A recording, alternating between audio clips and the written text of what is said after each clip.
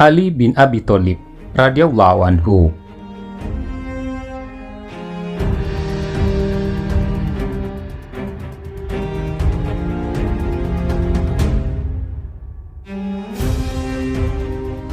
Tokoh kita ini syarat dengan kecemerlangan, bahkan syarat dengan zuhud, wara, kebersihan hati, rasa takut kepada Allah, pengorbanan serta jihad dengan harta dan nyawa di jalan Allah Subhanahu wa Ta'ala. Ialah pahlawan, bahkan singa para pahlawan yang hidup dengan hati dan anggota badannya hanya untuk Allah. Ialah orang yang bertakwa, yang terdidik dalam taman Islam dan disiram dengan air wahyu, sehingga ia tumbuh menjadi sebuah bunga yang aroma harumnya memenuhi segala penjuru alam raya. Beliau adalah Ali bin Abi Thalib radhiyallahu anhu.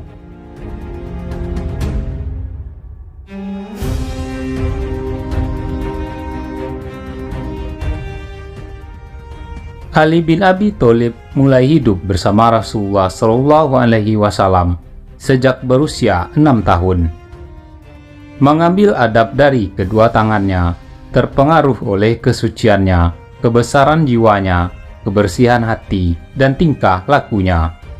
Sehingga ia mencapai usia 10 tahun, wahyu telah turun kepada Rasulullah Shallallahu Alaihi Wasallam meminta beliau berdakwah. Maka ia mendahului kaum muslimin dalam hal ini. Kehidupannya berjalan sejak hari itu hingga datang hari di mana Allah Subhanahu wa Ta'ala memanggilnya. Sebuah kehidupan yang merupakan penerapan sempurna dan terpercaya dari manhaj Rasulullah Shallallahu Alaihi Wasallam dan ajaran Al-Quran. Apakah kehidupan seperti ini tidak layak diberkahi? Kehidupan yang tidak disusupi oleh kekeliruan, syahwat, dan kemunduran. Ia mendengar Al-Quran dalam keadaan segar dan murni dari mulut Nabi Shallallahu Alaihi Wasallam yang benar dan dibenarkan. Dalam cahaya ayat-ayat yang diturunkan, pada saat itu wahyu datang secara beruntun. Ali bin Abi Thalib radhiyallahu anhu mengawali kehidupannya yang berkilau. Para ulama menyebutkan bahwa jika waktu sholat tiba, Rasulullah Shallallahu Alaihi Wasallam keluar ke Bukit Makkah, sedangkan Ali bin Abi Thalib mengikuti Nabi tanpa sepengetahuan ayahnya Abu Thalib dan paman-paman serta kaumnya. Keduanya lalu melakukan sholat di sana. Karena Ali bin Abi Thalib hidup di rumah Nabi, maka ia mengetahui rahasia beliau, mempelajari keadaan-keadaan dan akhlak-akhlak beliau dari dekat. Minum dari tempat minum beliau, terdidik di atas akhlak-akhlak Nabi dan kebiasaan-kebiasaannya serta tingkah lakunya. Ali bin Abi Thalib memiliki apa yang dimiliki Umar berupa ketegasan, keteguhan, sikap keras dan ketegarannya dalam kebenaran. Kecepatannya mengambil keputusan dalam menghadapi persoalan. Inilah kisah yang menggambarkan keberanian Ali bin Abi Thalib radhiyallahu anhu. Al-Hafiz Ibnu Katsir menyebutkan dalam Al-Bidayah wan Nihayah pertemuan para pemuka Quraisy di Darun Nadwa pada hari pengepungan rumah Nabi.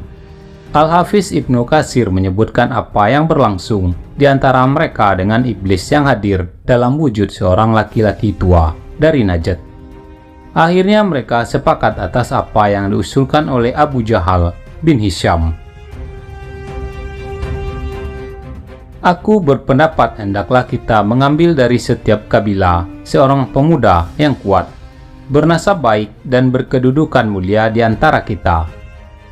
Kemudian kita menyerahkan kepada setiap pemuda itu sebilah pedang yang tajam, sehingga mereka bisa menyerang Muhammad dan menebasnya secara serempak.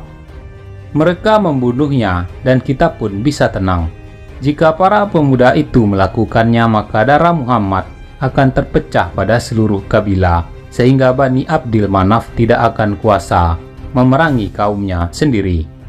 Dalam kondisi itu mereka terpaksa akan menerima denda dan kita akan membayar dendanya. Orang-orang bubar dengan kesepakatan itu. Kemudian Jibril datang kepada Nabi Shallallahu Alaihi Wasallam dan berkata kepada beliau, "Malam ini engkau jangan tidur di atas ranjang yang biasa engkau pakai tidur."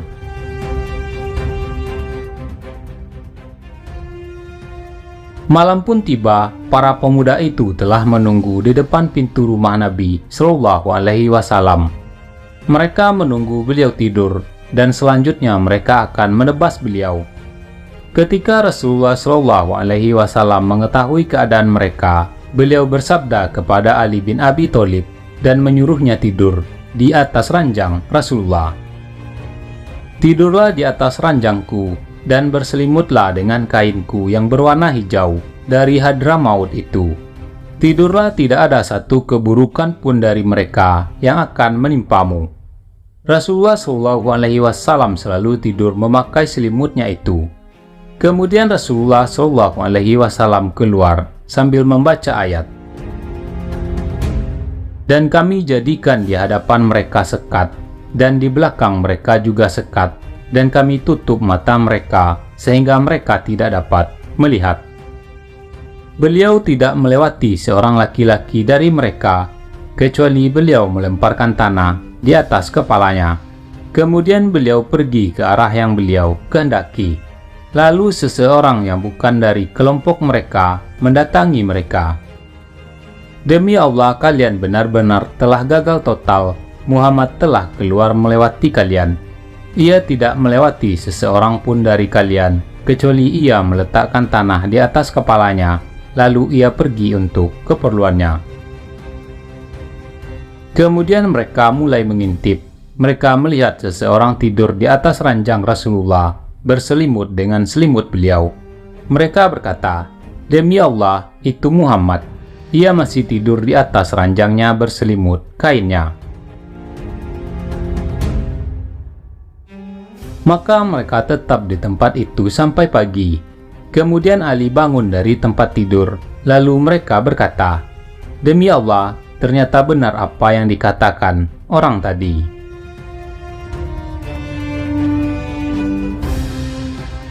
Ali bin Abi Thalib adalah seorang pemberani yang telah melindungi dakwah pada diri nabinya Shallallahu Alaihi Wasallam. Ia rela tidur di atas ranjangnya dalam satu malam yang paling sulit yang dialami oleh dakwah. Ketika ia ridho menggantikan tidur di atas ranjang yang mencekam satu malam demi membela nabinya. Allah membahagiakan ranjangnya dengan kehadiran Fatimah, putri Rasulullah Shallallahu Alaihi Wasallam, yang hadir kepadanya dengan jubah kesempurnaannya. Rasulullah Shallallahu Alaihi Wasallam menyambutnya dan menyerahkan putrinya kepadanya. Ali menyerahkan baju perang sebagai mahar, maka Nabi Shallallahu Alaihi Wasallam mengantarkan Fatimah kepadanya. Fatimah radhiyallahu anha memulai rumah tangganya dengan Ali dalam keadaan tidak memiliki alas tidur selain kulit domba yang dipakai tidur di malam hari oleh keduanya. Sedangkan di siang harinya digunakan sebagai wadah makanan unta pengangkut air. Fatimah tidak memiliki pembantu, ialah pembantu dirinya sendiri.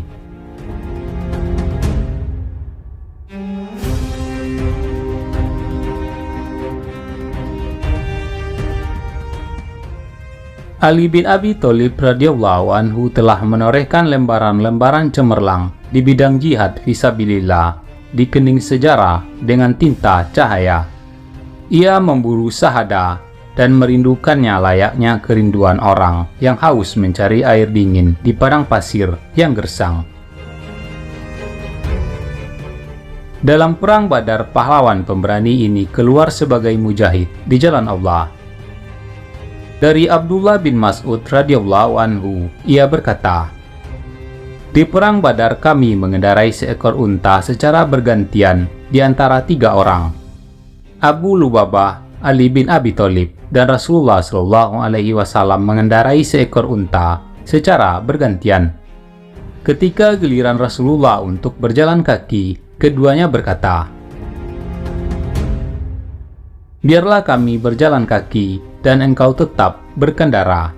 Maka Rasulullah Shallallahu Alaihi Wasallam berkata, Kalian berdua tidak lebih kuat daripada aku, dan aku tidak lebih memerlukan pahala daripada kalian berdua." Pada perang Khandaq, Ali bin Abi Thalib memainkan peran kepahlawanan yang luar biasa terhadap penunggang kuda Quraisy yang bernama Ammar bin Abdi Wud. Ammar bin Abdi Wud adalah pemimpin pasukan yang ikut dalam perang Badar Kubra. Ia telah merasakan pedihnya kekalahan setelah ia sendiri terluka dalam perang tersebut. Ia bernazar tidak akan meminyaki rambutnya sebelum membunuh Rasulullah Shallallahu Alaihi Wasallam. Oleh karena itu, ia berada di garis depan dalam pasukan berkuda Quraisy yang menyeberangi parit menuju barisan kaum muslimin. Ali bin Abi Thalib bersama beberapa orang kaum muslimin keluar untuk menutup celah di mana mereka memaksa kuda-kudanya menyeberanginya. Maka para penunggang kuda itu datang memacu kuda-kuda menuju mereka. Ibnu Ishaq rahimahullah berkata, Ammar bin Abdi Wud ikut berperang dalam perang Badar. Ia terluka cukup parah sehingga tidak bisa ikut dalam perang Uhud. Ketika perang Khandaq tiba, ia keluar sambil membawa sebuah panji agar tempatnya diketahui. Ketika maju dengan kudanya, ia berseru, "Siapakah yang berani berduel?"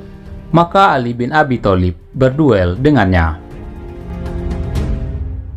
Pada saat berjalan menuju Ammar untuk berduel dengannya, Ali berkata kepadanya, "Wahai Ammar, engkau pernah berkata, tidak seorang pun yang mengajakku kepada satu dari 3 pilihan, kecuali aku menerimanya." Ammar pun membenarkan.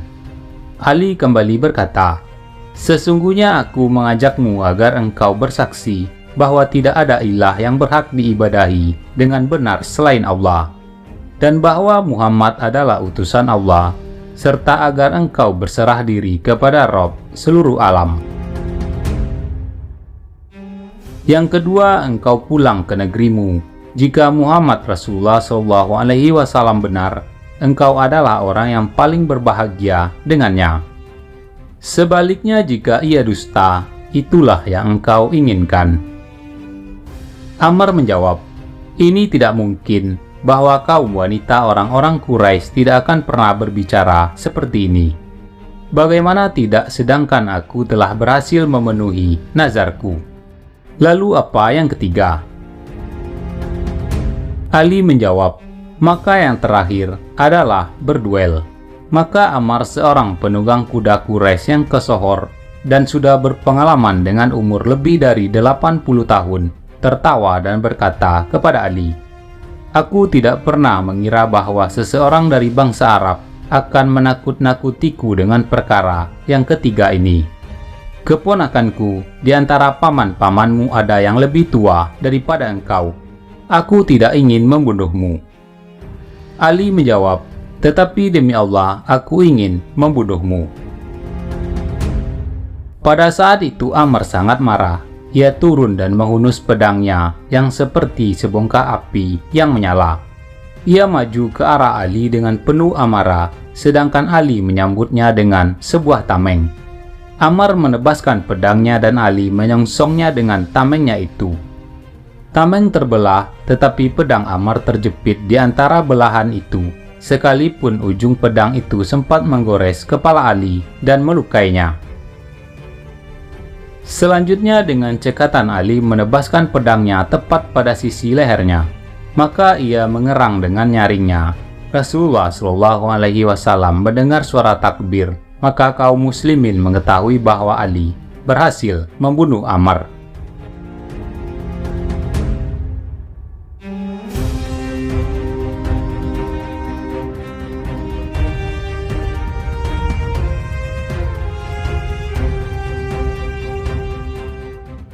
Di perang Khaybar, Nabi SAW menyatakan bahwa Ali adalah orang yang mencintai Allah dan Rasul-Nya, dan ia dicintai oleh Allah dan Rasul-Nya, dan bahwa Allah memberikan kemenangan melalui kedua tangannya. Rasulullah SAW bersabda, "Sungguh esok hari aku akan menyerahkan panji ini kepada seorang laki-laki. Allah memberikan kemenangan melalui kedua tangannya. Ia mencintai Allah dan Rasul-Nya, dan ia dicintai oleh Allah dan Rasul-Nya. Umar bin Khattab berkata, "Aku tidak ingin mendapatkan kepemimpinan kecuali pada saat itu. Maka aku mengangkat-ngangkat kepalaku dengan harapan Rasulullah SAW akan memanggilku. Namun Rasulullah SAW memanggil Ali bin Abi Thalib. Beliau menyerahkan panji kepadanya, kemudian bersabda kepadanya, 'Majulah dan jangan menengok sampai Allah memberikan kemenangan kepadamu.'" Setelah wafatnya Rasulullah SAW, Ali senantiasa setia kepada Khalifatur Rasyid Abu Bakar radhiyallahu anhu. Abu Bakar sendiri mengakui kedudukan Ali, keutamaannya, dan mengambil pendapatnya dalam perkara-perkara besar. Ketika Abu Bakar wafat dan Umar menjadi Amirul Mukminin, Umar mengakui kedudukan dan keutamaan Ali. Umar sering meminta bantuan fikihnya, kecerdasannya, dan ilmunya yang mendalam. Ketika Umar radhiyallahu anhu gugur sebagai seorang syahid, Utsman bin Affan memegang kendali urusan umat Islam. Ia menjadi Amirul Mukminin. Utsman selalu meminta pendapat Ali dan nasihatnya, meminta bantuannya sampai Utsman terbunuh.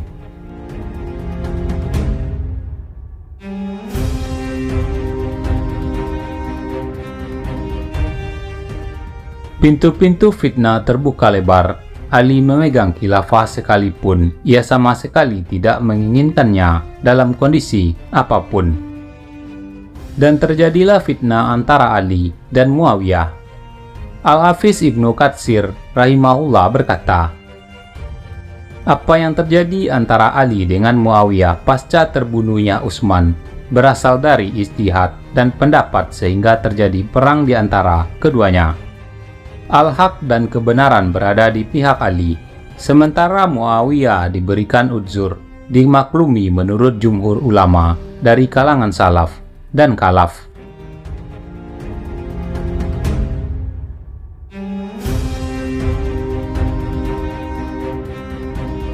Kehidupan Ali bin Abi Thalib radhiyallahu anhu, ayah dari dua cucu Nabi Shallallahu Alaihi Wasallam, memancarkan keagungan, kebesaran, dan mukjizat. Dari kebesaran jiwanya dan ketinggian tekadnya membentang wilayah lapang yang tidak bertepi. Di sana kepahlawanan dan pengorbanan terlihat cemerlang, keluhuran dan kemuliaan terpampang dengan jelas. Banyak orang mengiranya sebagai mimpi atau cerita khayalan seandainya sejarah tidak membuktikannya. Ia berinteraksi dengan hal-hal besar dan menciptakan perkara-perkara yang mulia. Dirar Birdamrah Al-Kinani rahimahullah berkata menjelaskan tentang Ali radhiyallahu anhu. Berpandangan jauh ke depan, sangat kuat, berkata bijak, memimpin dengan adil, takut kepada dunia dan keindahannya, tentram dengan malam dan kegelapannya, air matanya deras mengalir, berpikiran panjang, membolak-balik telapak tangannya, dan berbicara kepada dirinya sendiri. Menyukai pakaian yang kasar, menyukai makanan yang keras, orang kuat tidak berharap dengan kebatilannya, dan orang lemah tidak berputus asa dari keadilannya. Aku bersaksi, aku telah melihatnya di sebagian kesempatannya. Ali radhiyallahu anhu mengeluarkan semua harta yang ada di Baitul Mal dan memberikannya kepada yang berhak menerimanya. Ketika Baitul Mal telah kosong, Ali meminta lantainya disiram dengan air.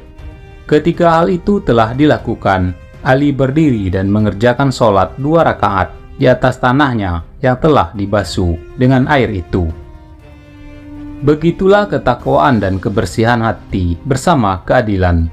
Ali begitu mengagumkan ketika menolak untuk mengambil harta umat sekalipun itu adalah sesuatu yang remeh. Ketika Ali radhiyallahu anhu ditikam pada saat itu, ia sedang bersiap-siap untuk sholat. Setelah berkeliling di jalan-jalan kota Kufa, untuk membangunkan penduduknya agar mereka bangun menunaikan sholat subuh. Ali berkata kepada anak-anaknya setelah ia mengetahui siapa yang membunuhnya, "Perlakukan ia dengan baik, sikapilah ia dengan mulia. Jika aku hidup, akulah yang paling berhak atas darahnya dengan kisos atau maaf. Jika aku mati, susulkan ia denganku. Aku akan memperkarakannya di sisi Rabb seluruh alam. Jangan membunuh selainnya demi aku. Sesungguhnya Allah tidak menyukai orang-orang yang melampaui batas." Semoga Allah meridhoi Abul Hasan. Ia berkata jelas, memimpin dengan adil, selalu berupaya memberikan bagian kesucian, ketakwaan, dan keadilan kepada jiwa secara total dan menyeluruh. Keadilannya adalah mercusuar yang selalu menjadi petunjuk sepanjang zaman bagi orang-orang yang berakal. Dan bertindak lurus, loyalitasnya kepada keadilan merupakan tabiat, fitrah, dan keyakinan.